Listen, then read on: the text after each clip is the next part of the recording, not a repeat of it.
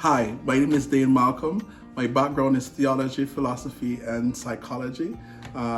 What's unique about me is that I used to be a Jesuit and I taught in many countries and lived in many different spaces culturally.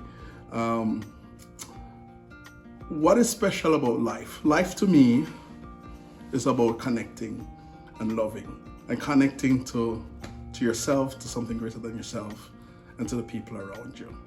And if you're doing that, then you're living life as life should be lived. So then I know you study theology. I did, yeah. So tell me why you chose to study theology. Well, it wasn't a matter of like a choice per se. I was trying to become a priest, a Catholic priest in the Order of the Society of Jesus.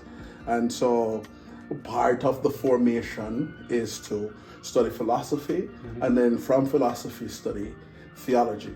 So I studied theology with that in mind, that I'm trying to become a priest. And so that's the reason I entered into it. But I did love it. I did love studying it, even though it was part of the understood journey of becoming a priest. Yeah. And what are the parts that you like about theology? Well, obviously, the type of theology I used to study, it had some Catholic theology, but also I studied Muslim theology, and I studied Hindu theology, Yeah. and I also studied Baptist theology and different ways of understanding the world, universalist theology, and just like what we call interreligious dialogue. I studied that also. So those are the things that got me most excited. When it wasn't about dogma, but it was about how do you create a relationship between people's understandings of who God is. And that was the most exciting thing for me. Yeah. Do you feel in any way the study of theology influence how you live your life and yeah, obviously, because you can't okay, so I was trying to become a priest. Obviously the whole idea is that there was a God mindset that got me into theology in the first place, and so everything that I've learned from all the different theologies, especially I would say the theologies of liberation, influence my worldview and how I see people and how I approach life and how I approach my understanding of my interactions with different cultures and different peoples and different ways of being, and how we understand being itself. So it helps me. That's how it helps me to approach people, to know that I'm not dogmatizing, I'm not proselytizing, I'm not putting my beliefs onto the person. God is already with the person. All I'm trying to do is listen and try to help them to have the space to stay with that. You mentioned already that your journey to study theology also with spirituality. Yes. And I know that you are now combining all the knowledge that you have, as well as psychology perspective. Right. Can you tell me a little bit how you come to who you are today? Yeah. So of course everybody has their journey, and I can't say it's all academic. I had my own personal journey. I hit a lot of walls, and I learned a lot of things. But I never really looked into mental health. Mental health wasn't a huge deal until I burnt myself out. And I realized, well, it's not just, spirituality is one thing, but I also need to understand psychology. And a mentor said to me, in the past, we used to spiritualize everything that was psychological, right? When people had problems with depression or bipolar, we said, oh, it's because they're not praying or they have no much faith or a demon or the devil or whatever. And I said, but what happened in the new times now is that we start to psychologize everything. And so we start to psychologize even spiritual things. And so how do you find the balance between that? And I remember when I was working with a group of people, and when they were talking to me about the spiritual stuff, they went into places that they never went with their psychologist. And they would say it to me, I've never told my psychologist this. I'm like, why wouldn't you? It's like, because I just never felt that space to speak of this. And I'm like, oh, so there's a different space. And I remember one of my mentors said, yeah, people would get jealous. She used to work in a hospital. And the psychologists and psychiatrists would get jealous of her because they were working with this person for years and they never got to the place where this person was going. And they used to like, well, how did you do that? And she had to say, I didn't, right? I put them in the space and then God took them there, because there is a spiritual dimension to people and we have to pay attention to that. And it's not just, we can't just psychologize everything. And so I've come to the idea now, after the studies, after being with my mentor, after listening, after doing it myself, that I have to find that space where there's a balance when we talk about health. So we talk a lot about the psychology and theology and spirituality. How would you see, like, if a person really live the person's best life or ideal form of life? How would you describe it? Yeah, so it's a person who is in touch with three things, right? Themselves, something higher than themselves, and something in front of themselves. What that means is something greater, their own self, and other people. And that's when they're in their best self, when they're completely connected to those three realities. And of course, there's more than those three realities, and because there's always those gradients in between.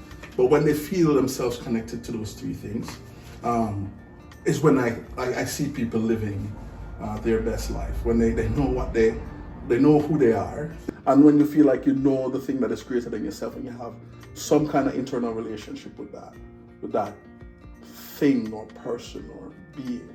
And then when you are connected with a social group, and you have friends and you have family and you have love in your life that is tangible, then yes, that's when people are living their greatest life. And out of that, usually people find their purpose.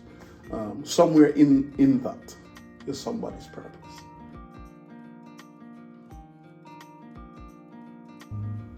Since we're talking about purpose of life, so how does that look to you? My purpose of life. Okay, I said this before. My purpose of life is to bring out the best in people. That's my purpose. It's always to help people into healing.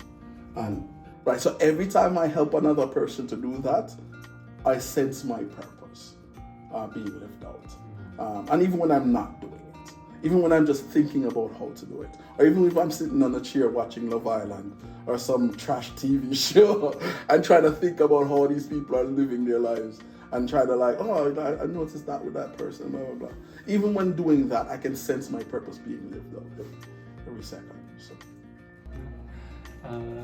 Last week we briefly talked about, you mentioned people, some people, a lot of people actually in the society, they view, when they ask about purpose of their lives, they refer to career, jobs. And how do you see that? You have certain particular opinion about that? Yeah, I do. Right. Well, I don't think it's that controversial. It's like, your job is fine and dandy, but your job is not you, right? Your job, it's good to have a good job, and it's good to, but if that's where you get caught up in who you are as a person and you're missing like a million other things that makes you're a multi-dimensional being.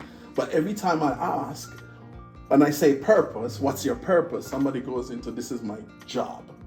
I was like, okay, let's take your job out of it. What if you didn't have this job? What would give you purpose?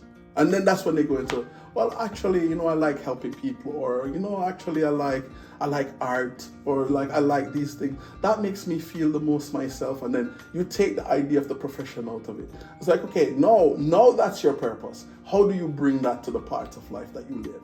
How do you bring that to your family? How do you bring that to your job? How do you bring that to, because your purpose is not capital. Like capitalism is not your purpose, right? It's like making money is not your purpose. Some people might say it is. Like, yeah, I put on this earth to make money. Okay, then you're gonna die, and then that's what's gonna be left. But then you have people that, and I say, the truth of a person in themselves is much more deeper and greater than that. And all they're doing is just living that out within these spaces, professional spaces, personal spaces, social spaces. I think we touched upon a quite an interesting topic, is that do I understand correctly that you're also implying that our society somehow shape the idea in our head about what the purpose of life is? Yeah, well, yes. I mean, it shapes almost everything that we think the society does. And of course, when we look at the TV and when we hear people talk, it's like yeah, I'm this is what I'm doing as a profession, and I'm happy doing that, and that's my purpose. That's been thrown to us in every movie, in every TV show, in every reality TV. Like it's everywhere. You hear like stars talk about, if I wasn't a singer making millions of dollars, then I don't know what my purpose would be. It's like, okay, I mean, if that's your purpose, so if that gets taken away, then what happens? I mean, you're not going to be doing that forever. The system is going to always try to take care of the system, not the individual. The individual now has to look in the system and I have to function within the system. But that doesn't mean that the system is going to then define everything about me. So for people who are searching for their life purposes, what kind of advice, suggestion would you give them? Yeah, I would say that like all the fears that you feel that's stopping you from pursuing this life purpose, you need to find a space to talk about what those fears are and talk about the purpose itself. And so the first step is always to try to find out what it is that you're feeling. And then the next thing is to like, what is it I'm interested in? And then when interests start to grow, then you start to put more time behind that. And once you put time into interest, then purpose starts to form, right? And then once you get that, then you get what we know as grit, because then you start to persevere through things that you feel drive you, and that is my purpose, and I put fire in my belly. And then when the fear comes back up, you can say, I know who you are. I know who you are, and I know where you come from, and I know you're not real, because most fears are really not real fears. Most fears are usually just mental understanding of things that is stuck in the head, but not really real in the real world. Most fears. I'm not saying all fears, but most fears. Right? And the most important thing that I haven't mentioned is love, and what role love plays in all of this. And the thing, when you find that thing or person that you're willing, that you feel is giving you life, and you feel like you can give back to, so there's this relationship, that this giving and receiving relationship of that thing or person or persons, or when that takes place, that's who you are fully. The only way we move forward in life and we become anything at all, the only way we become anything at all is if we're in love. And the only time that we feel disconnected or feel dissatisfied or feel insecure or afraid is when we feel ourselves apart from that truth about ourselves, about we are love and made for love. And I just don't want this interview to end before we understand that that's the end goal. And love is always going to be the end goal of this all.